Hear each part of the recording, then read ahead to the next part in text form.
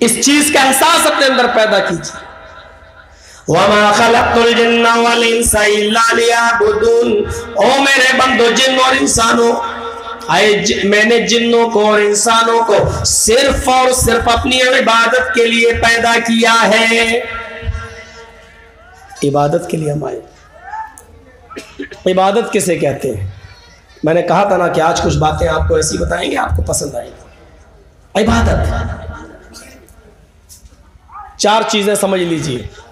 एक होता है अब्द, सब मादा एक ही है। एक होता है अब्द, एक होता है आबिद, एक होता है माबूद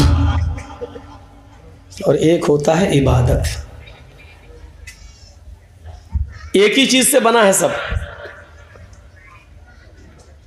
हम और आप कौन हैं? अब्द, बंदे। किसके? अल्लाह के। और अल्लाह की रजामंदी के लिए जो काम किया जाता है वो क्या कहलाता है? इबादत। हम कौन हैं? अब्द। अब नमाज पढ़ी जा रही है, रोजा रखा जा रहा, अल्लाह को खुश करने के लिए जो काम किया जा रहा वो क्या हुई? इबादत। अब नमाज पढ़ने वाला, रोजा रखने वाला कौन हुआ? इबादत करने वाला कौन हुआ? आबिद। और ये इबादत किसके लिए की जा रही है? अल्लाह के लिए। वो कौन हुआ? माबूद। अब्द, बंदा। इबादत, बंदगी। आबिद, बंदगी करने वाला। जो चीज की जा रही है वो इबादत, और जिसके लिए की जा रही है वो माबूद। अच्छी तरह समझ गए होंगे। 4 चीजों को समझ लीजिए। हम और आप सब हैं बंदे, अब्द। और जो बंदगी करते हैं, करने वाला आबिद। जो की जा रही है वो इबादत, जिसके लिए की जा रही है वो है माबूद। और वही हमारा मालिक है। और अब्द के माना होते हैं गुलाम। हम हैं गुलाम। अब एक चीज और मैं आपको समझाऊंगा। एक होता है नौकर और एक होता है गुलाम। एक होता है मुलाजिम और एक होता है गुलाम। हम किसी सरकारी स्कूल में या सरकारी ऑफिस में, हमारी सरकारी नौकरी है, तो हम कौन है? सर्वेंट। हम कौन है? नौकर। लेकिन गुलाम नहीं है। अल्लाह ने हमें अपना नौकर नहीं कहा है, अल्लाह ने हमें अपना गुलाम कहा है। हम अल्लाह के नौकर नहीं है। नौकर क्या होता है? नौकरी की एक लिमिट होती है।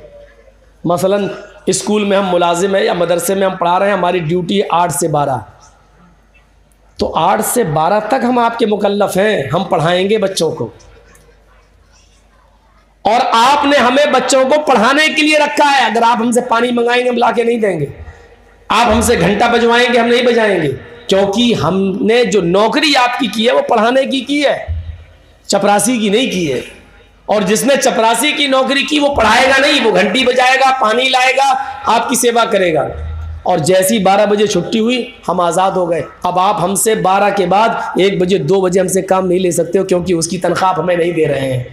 आप 8 से 12 तक हमसे काम ले सकते हो, जो आपके सिस्टम है, जो आपके रूल है। इसको क्या कहते हैं? नौकरी करना। नौकरी का पीरियड होता है 8 से 12, 9 से 5, 10 से 6। हमने इतनी देर की, उसके बाद हम फ्री। लेकिन गुलाम का कोई टाइम टेबल नहीं होता है। अरब के अंदर लोगों को खरीदा जाता था, बच्चों को खरीदा जाता था, मर्दों को और औरतों को खरीदा जाता था। जिन लोगों को, मर्दों को खरीदा जाता था उनको कहा जाता था गुलाम, और जिन लड़कियों को खरीदा जाता था उनको कहा जाता था लौंडी। जब हमने पैसे देकर खरीद लिया है, रकम देकर खरीद लिया है, तो तुम मेरे नौकर नहीं हो, मेरे गुलाम हो। हम दिन में भी तुमसे काम करा सकते हैं, और रात में भी अगर हमें किसी काम की जरूरत पड़ेगी तो रात में हम उठाएंगे और तुमसे काम करवाएंगे, क्योंकि तुम मेरे नौकर नहीं हो, मेरे गुलाम हो। तो नौकरी और गुलामी में फ़र्क समझा? हम अल्लाह के कौन हैं? गुलाम। अल्लाह ने नौकर नहीं कहा है। वो सुबह फजर की नमाज में उठने को कहेगा तो हमें उठना पड़ेगा, क्योंकि हम उसके गुलाम हैं। वो आधी रात में एलाए कलिमतुल्लाह के लिए अगर हमें लड़ने की जरूरत पड़ जाए और उसका हुक्म हो कि निकलो मेरी राह में अब जिहाद करो, तो हमें आधी रात में भी निकलना पड़ेगा, क्योंकि हम उसके गुलाम हैं। यहां से एक दूसरा नुक्ता मैं बता रहा हूं कि जो लोग फजर में सोते रहते हैं, इशा में सोते रहते हैं, रात में कभी उठ कर अल्लाह की इबादत नहीं कर रहे हैं, तो इसका मतलब यह है कि वो अल्लाह रब्बुल आलमीन को अपना मालिक और अपने आप को अल्लाह का गुलाम नहीं समझ रहे हैं।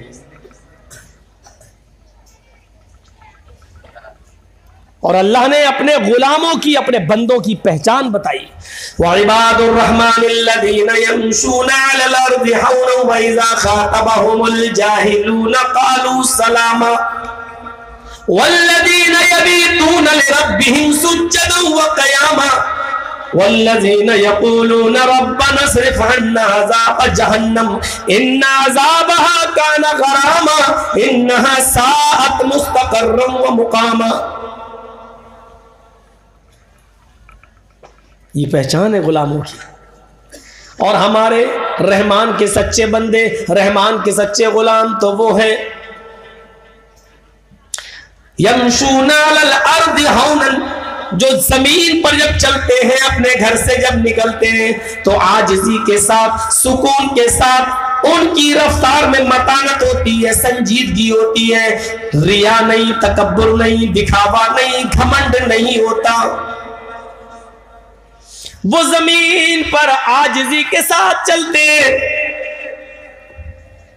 वइज़ा खातबहुमुल जाहिलून, रास्ते में जब जाहिल उनसे मिल जाते हैं, रास्ते में जब जाहिलों से सादका पड़ता है और जाहिल जब उनसे मुखातब होते हैं तो ये उनके मुंह नहीं लगते।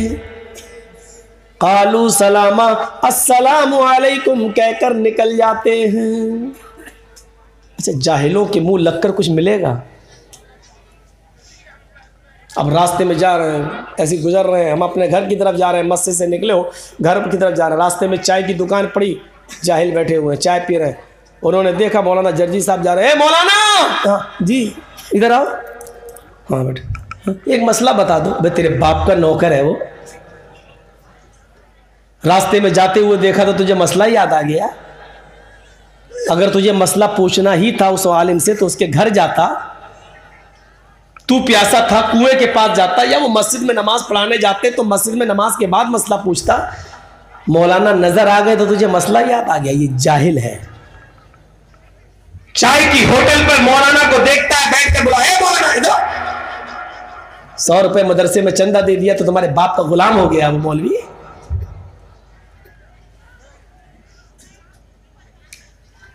जाहिलों से मुंह, इसीलिए कहा उनके मुंह लगना ही नहीं है।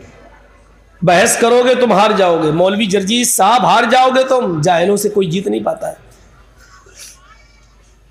अब बताओ कि मौलाना साहब ने मसला पूछा ऐसी, अच्छा बताओ आसमान में कितने सितारे हैं?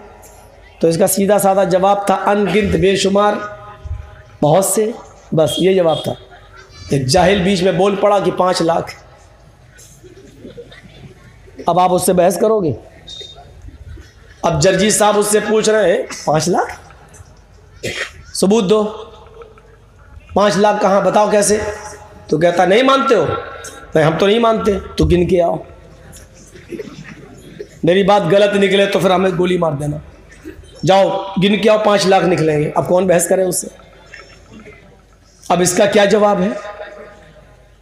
ये होते हैं जाहिलों की बकवास। तो अल्लाह ताला ने कहा कि बकवास करो ही मत।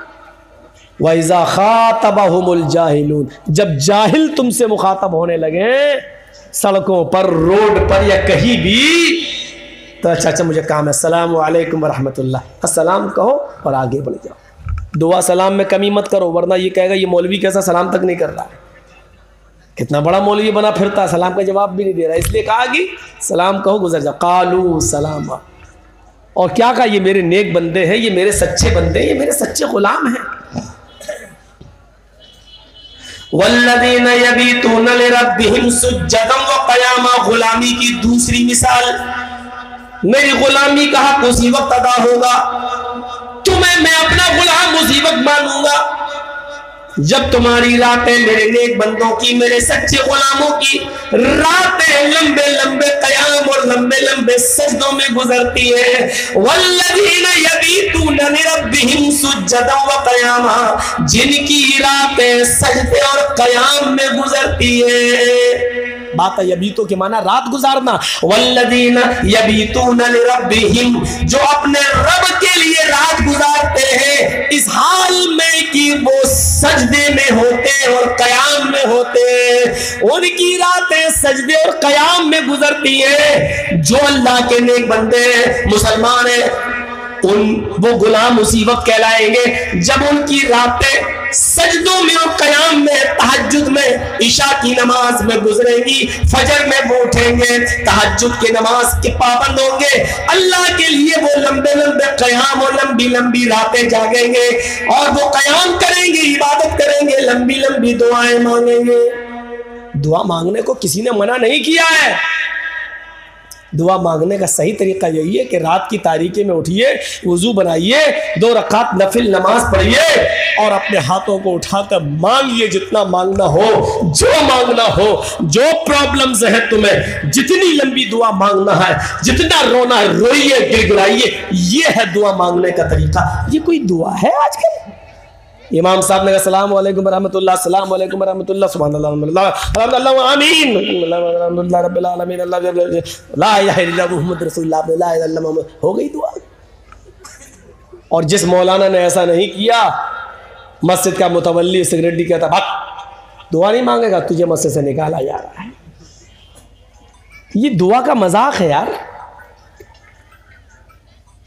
हमारी बेटी जवान है, हमें अच्छा लड़का चाहिए, उसके लिए दुआ मांग रहे, अल्लाह मेरी बेटी के लिए निकाह की आसानी पैदा फरमा दे, अल्लाह दीनदार लड़का था फरमा दे। लेकिन इमाम साहब तो दूसरी दुआ मांग रहे हैं। इमाम साहब कह रहे हैं अल्लाह मेरी बीवी घर छोड़ के भाग गई, मुझे दूसरी नेक बीवी दिलवा दे, और आप कह रहे हैं आमीन। इमाम साहब कह रहे हैं अल्लाह मस्जिद के मुतवल्ली को अच्छी तौफीक दे, आप कह रहे हैं आमीन। इमाम साहब कह रहे हैं अल्लाह मेरी बेटी की शादी करवा दे, मेरी बेटी के लिए रिश्ता, आप कह रहे हैं आमीन। फायदा तो सारा मौलवी को हो रहा है, तुम्हें क्या हो रहा है भाई? वो इमाम साहब अपनी दुआ कर रहे हैं और आप आमीन आमीन कह रहे हैं। फायदा तो उसका, तुमने अपने लिए क्या मांगा उस मौलवी के पीछे? तुम तो आमीन आमीन कह रहे हो, दुआ तो सब वो मांग रहा है, आप पीछे आमीन आमीन कह रहे हैं। आपकी अपनी दुआएं कहां गई? आपके भाई को कैंसर हो चुका है, आपका भाई सिलीगुड़ी में इलाज करा रहा है, आपका भाई मुंबई टाटा मेमोरियल हॉस्पिटल में एडमिट है, आप उसके लिए दुआ करना चाहते हैं, मौलवी कर ही नहीं रहा है, आप कह रहे हैं आमीन आमीन आमीन। फायदा तो मौलवी का, आपका क्या हो रहा है? दुआ तो वो होती है जो तन्हाई में और अकेले में अपने आप को फकीर बनाकर दाता के सामने, देने वाले के सामने गिड़गिड़ा गिड़गिड़ा कर मांगी जाए, और ये तसव्वुर किया जाए कि हमसे बड़ा फकीर कोई नहीं है और उससे बड़ा दानी कोई नहीं है, उससे बड़ा देने वाला, उससे बड़ा हिबा करने वाला, उससे बड़ा नवाजने वाला कोई नहीं है। ये अकीदा होना चाहिए और उसके बाद दुआ करना चाहिए।